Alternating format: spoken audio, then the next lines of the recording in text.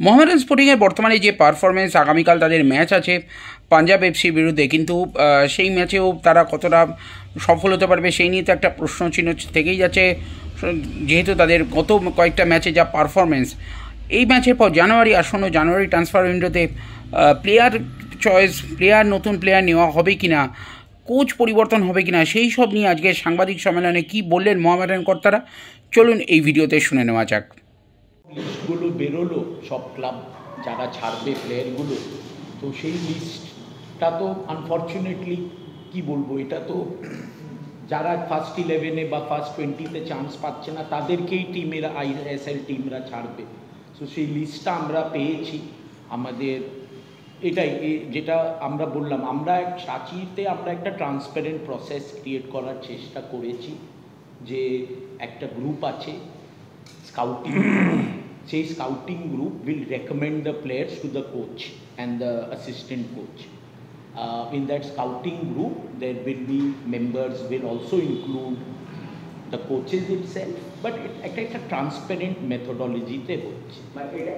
আমাদের video analysis team report করছে, আমাদের যে সফটওয়্যার আছে সেটা অ্যানালাইজ করছে, করে আমাদের এখন একটা লিস্ট হয়েছে। কোচ এখন এই লেগ থেকে ফিরলে হোপফুলি নেক্সট 10-12 দিনের মধ্যে আমরা কিছু প্লেয়ার চুজ করতে আগে ইন্ডিয়ান আমরা দেখি, কারণ ইন্ডিয়ান প্লেয়ারদের আমাদের উপরে একটা গ্যাপ আছে।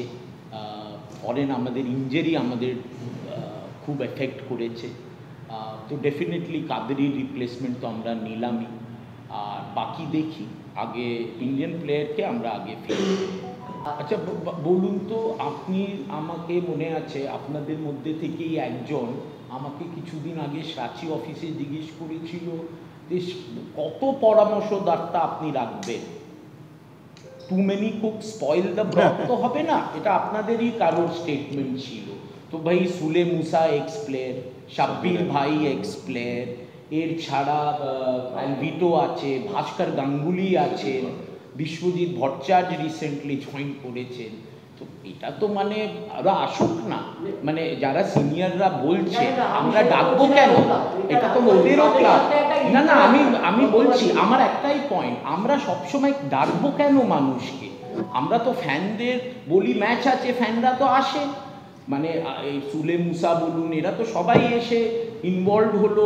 এর ছাড়া কত কামার ভাই কত বক্তব্য রাখেন। আমরা সন্দীপ পাটিল একটা কথা বলছি তোমাকে, যার এখানে জায়গা আছে তো অভাব নেই। হ্যাঁ, যে আমাদের এক্স প্লেয়ার খেলেছে, ওকে আমরা কমিটিতে রেখেছি।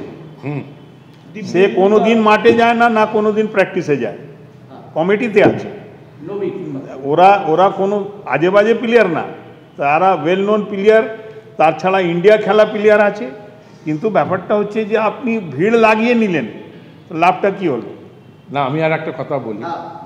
লাস্ট বছর আমরা যে তৈরি হয়েছিল একটা কমিটি, যেটা ইলেকশন জিতে আসার পর আমরা ভেবেছিলাম কি কিছু প্লেয়ারদেরকে নিতে গেলে কমিটির মধ্যে আমাদের একটা ভালো জায়গা আমরা পৌঁছাতে পারবো, তারা একটা গাইডলাইন থাকবে, তারা ইয়াং জেনারেশন যারা আছে তারা। আসসালামু আলাইকুম। কিছু প্লেয়ারদেরকে আমরা নিয়েছিলাম, কিন্তু ইনঅ্যাক্টিভ, তারা কোনো রকম গুরুত্ব নয়। আমি সেটা বাধ্য হয়ে বলছি, আমরা খুব শীঘ্রই জানুয়ারিতে ওদেরকে আমরা অপশানে নিয়েছিলাম, তাদেরকে আমরা অপশান থেকে আউট করে দেবো। কেন ইনঅ্যাক্টিভ হয়ে আমার ক্লাবের মধ্যে এক্সিকিউটিভ কমিটির মধ্যে থাকা দরকার নেই। যারা ইন্টারেস্টেড রয়েছেন তারা কিন্তু এটা আমাদের সঙ্গে যোগাযোগ করুক বা আমাদের মাধ্যমে কথা বলুক, তাদেরকে আমরা চাই। ক্লাবের মাধ্যমে সিরাচি গ্রুপ তো নিয়েছেন, অ্যাজ আ প্রাইভেট লিমিটেডের মধ্যে ওনাদের কাছে নেওয়া হলো উইথ ডিসকাশন। আবার আমাদের সঙ্গে একটা ভালো ডিসকাশন হয়ে, যেটা আমি বলেছিলাম এর আগেও একটা প্রেস মিডিয়াতে আমি বলেছিলাম যে নিশ্চয়ই আমরা পুরনো লোকজনকে ইনভলভ করতে চাইছি, তাদের আলোচনা দরকার আছে, তাদের এক্সপিরিয়েন্স রয়েছে, ক্লাবের মধ্যে খেলাগুলি হয়েছে, সেটা অলরেডি নেওয়া হয়েছে 4 জনকে। এবার আরও কিছু আছে লোকজন যারা জুড়তে চাইছে মোহামেডান স্পোর্টিং ক্লাবে, তারা কিন্তু আসুক ক্লাবে ওদের জন্যই খোলা। ক্লাবে আসতেই পারে, বসতেই পারে, চা খেতে পারে, তাদের কোনো বাধা নেই।